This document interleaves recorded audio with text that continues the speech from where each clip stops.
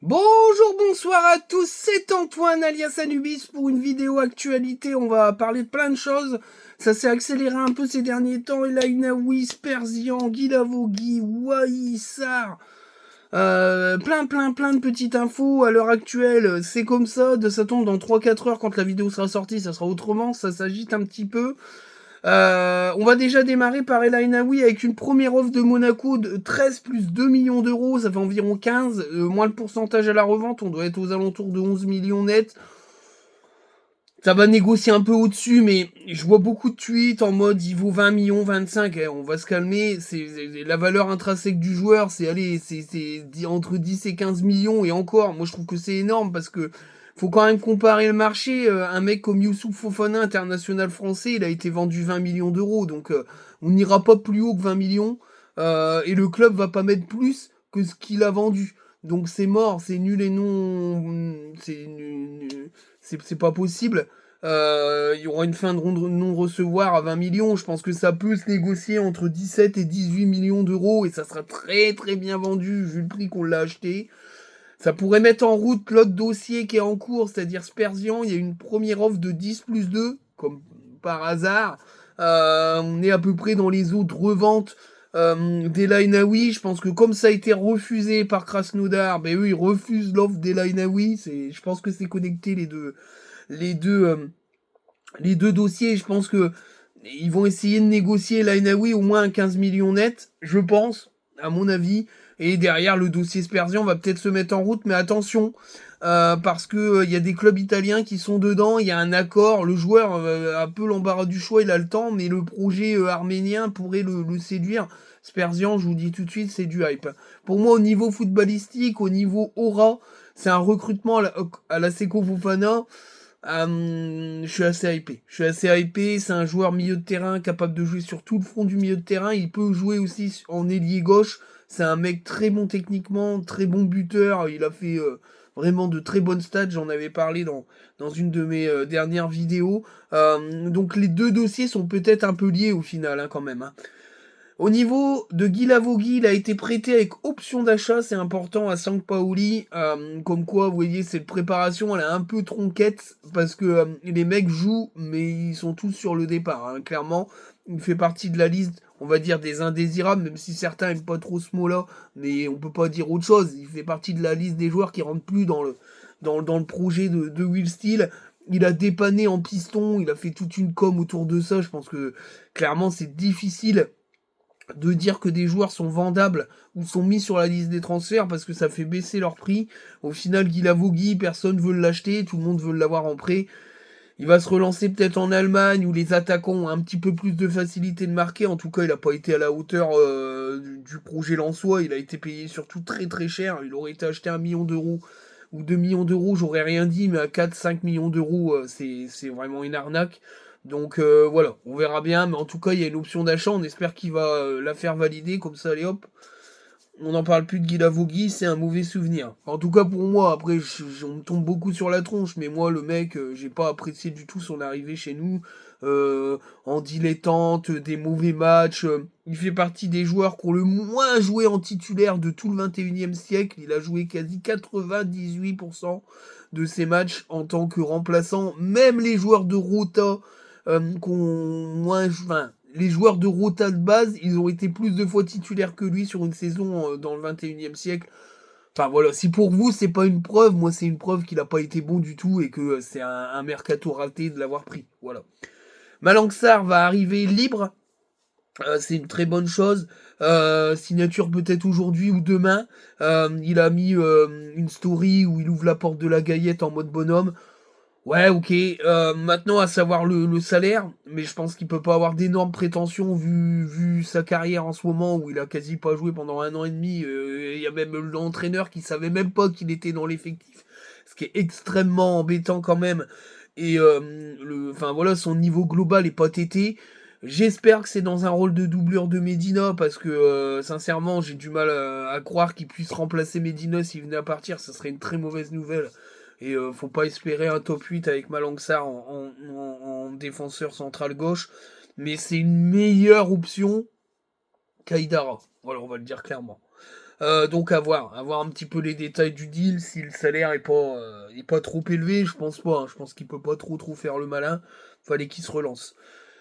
Alors Eli Wahi, dans les dernières vidéos, j'ai bien expliqué que malheureusement mes sources ils sont en vacances, mais j'ai réussi à avoir un petit peu d'infos. Alors bien sûr les infos ça évolue très vite parce que j'avais vu un tweet concernant un intérêt de Monaco envers Eli Wahi qui m'avait été confirmé par des suiveurs un peu du club puis des gars qui connaissent un peu l'environnement monégasque. Hein, j'avais un peu fait ma fouine. Au final, il y a aussi deux clubs anglais intéressés, apparemment dans les conversations, dans les discussions, même si Monaco n'avait rien engagé du tout, que c'était une piste en interne, on savait qu'il y avait deux clubs anglais qui tournaient autour d'Eli Wahi. Alors pour en avoir parlé avec des gens qui s'intéressent un peu à la carrière de ce joueur, Eli Wahi, il veut pas d'un club moyen de première ligue, il veut un challenge, c'est-à-dire un club qui joue l'Europe. Il n'est pas forcément sur l'optique de partir, mais il a très mal pris, ça l'a beaucoup blessé. Malheureusement, les remarques sur le prix du transfert d'Eli Wahi de la part de Joseph Ougourlian en conférence de presse, c'est un peu avoir ciblé Eli Wahi. Je trouve que c'est assez maladroit. Joseph Ougourlian est pourtant un habile communicant, mais j'avoue que sur ce coup-là, je, moi personnellement, je pense que c'est pas la qualité intrinsèque du joueur qui juge, c'est surtout le bid du recrutement, dans le sens où ils ont surpayé le joueur et c'est n'importe quoi. C'est là-dessus qu'il a allé se pencher et je pense que ça a blessé un peu le joueur. Du coup, sincèrement, d'après ce qu'on m'a expliqué, euh, bah, ça pèse un peu dans la balance. Ça pèse un peu dans la balance. Mais de l'autre côté, Monaco va sûrement faire Lenny Kena, l'attaquant d'Anvers, environ 20 millions d'euros. Donc je pense que, à mon avis, c'était aussi pour trouver une piste moins chère qu'Eli Wahi, parce que je pense pas que le club descende en dessous de 30 millions. En tout cas, voilà. On est dans un espèce de stand-by. Après, comme je vous avais dit, mes sources un peu plus précises m'avaient dit, voilà, le plan autour d'Eli Wahi, c'était ça. Miko Tadze, Eli Wahi partait, pas Miko Tadze, ben peut-être un peu plus de ventes et on conservait Eli Wahi. Maintenant, Will Steele, il lui tape dans la tronche. On voit les images, ça j'en parlerai un petit peu à côté, mais voilà, c'est peut-être les retours, c'est qu'il aime travailler avec Will Steele. Donc, à voir, à voir. Mais pour moi, et là c'est personnel, faut garder Eli Wahi.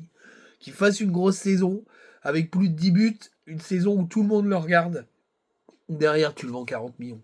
Voilà, c'est tout parce qu'on est dans la merde, parce que les droits TV vont être merdiques, qu'on va redescendre d'un cran total. Parce qu'on va perdre 60 millions d'euros CVC plus Ligue des Champions confondus. T'es obligé de vendre un gros joueur avec une grosse somme.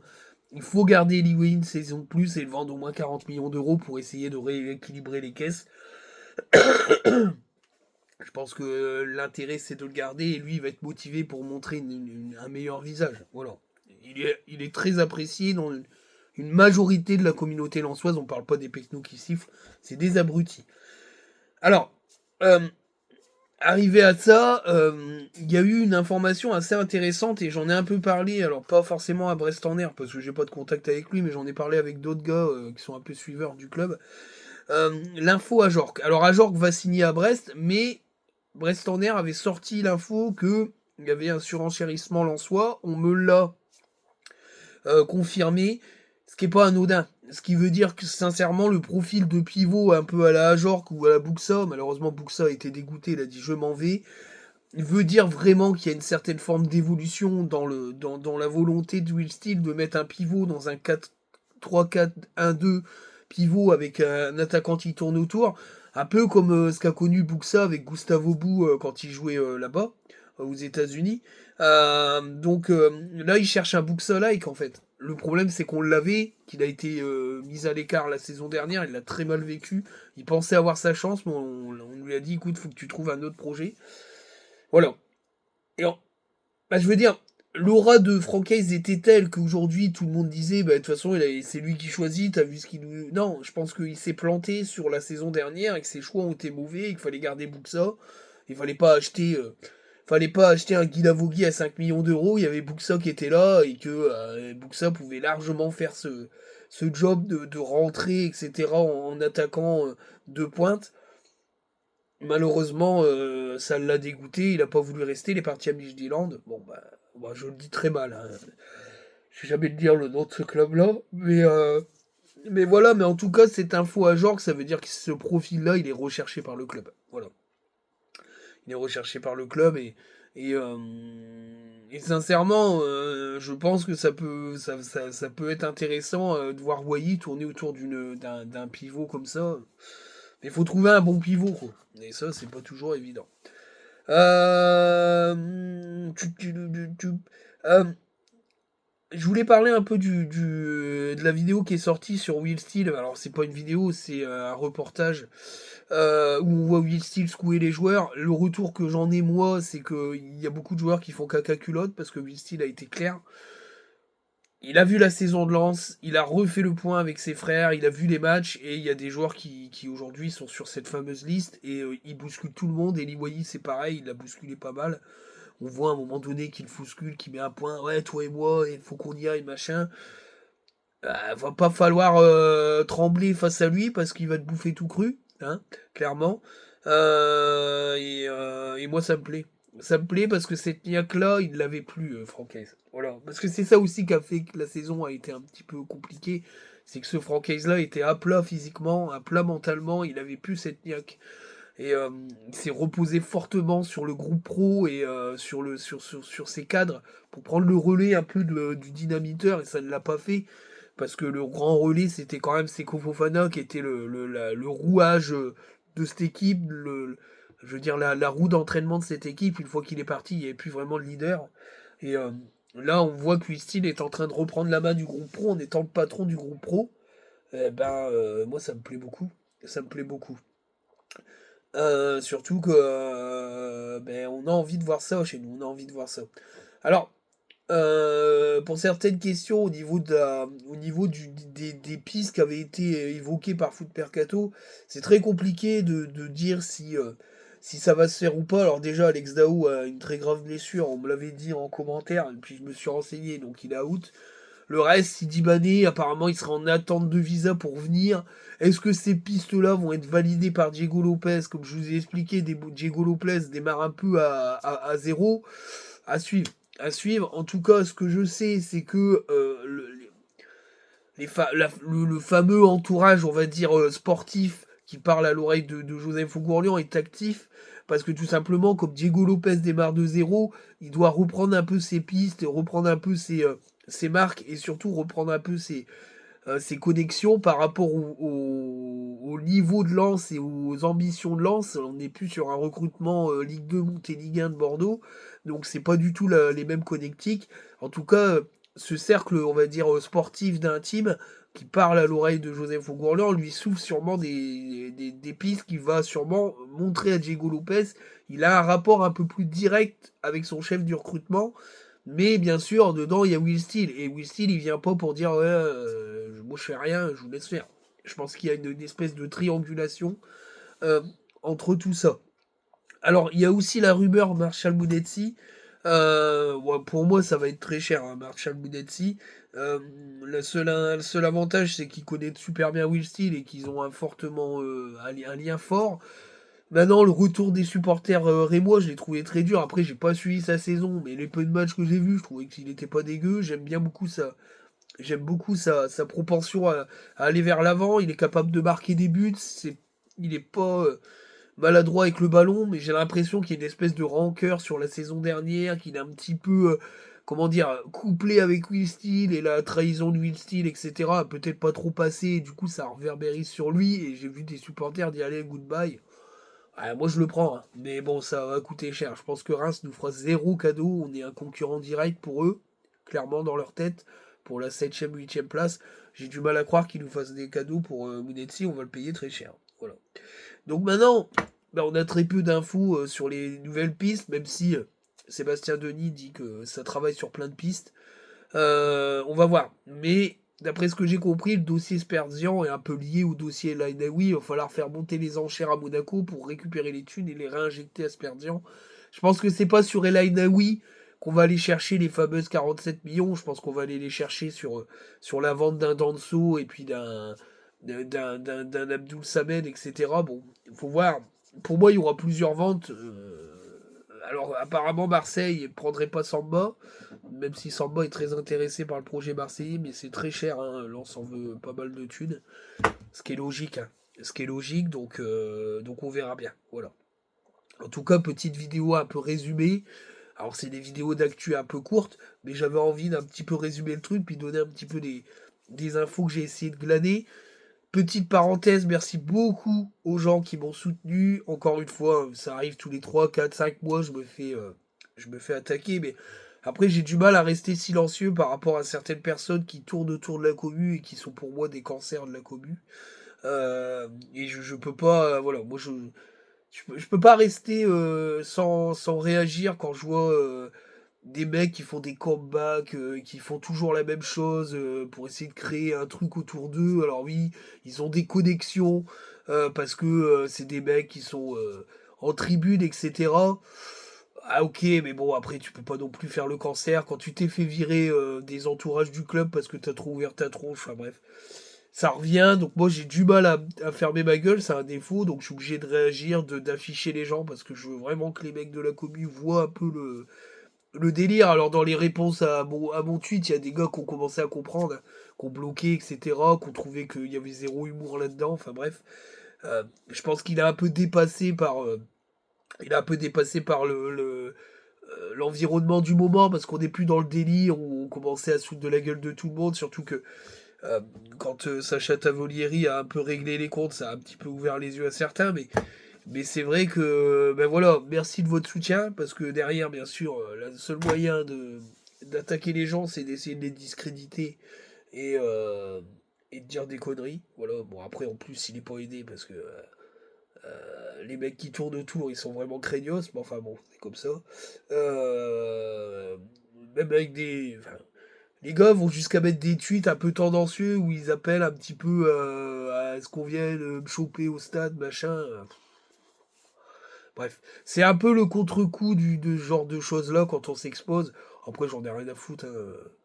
J'ai pas peur de rien, moi, mais c'est vrai que c'est le contre-coup, c'est ça qui est un peu chiant. Mais après, c'est de ma faute, je devrais ne pas réagir, mais ça m'énerve de voir des trucs comme ça, donc voilà. Bon, après, c'est tout. Je pense que certains ont vu dans les commentaires qu'il a commencé à avoir des commentaires un peu troll, machin. Bon, on vire ça direct, hein, on cherche pas à comprendre, hein, parce que c'est. Voilà. Alors, j'ai jamais eu autant d'invitations sur Twitter, c'est pareil, c'est des vieux comptes à 20 abonnés, allez hop. Enfin bref, on sait ce que c'est.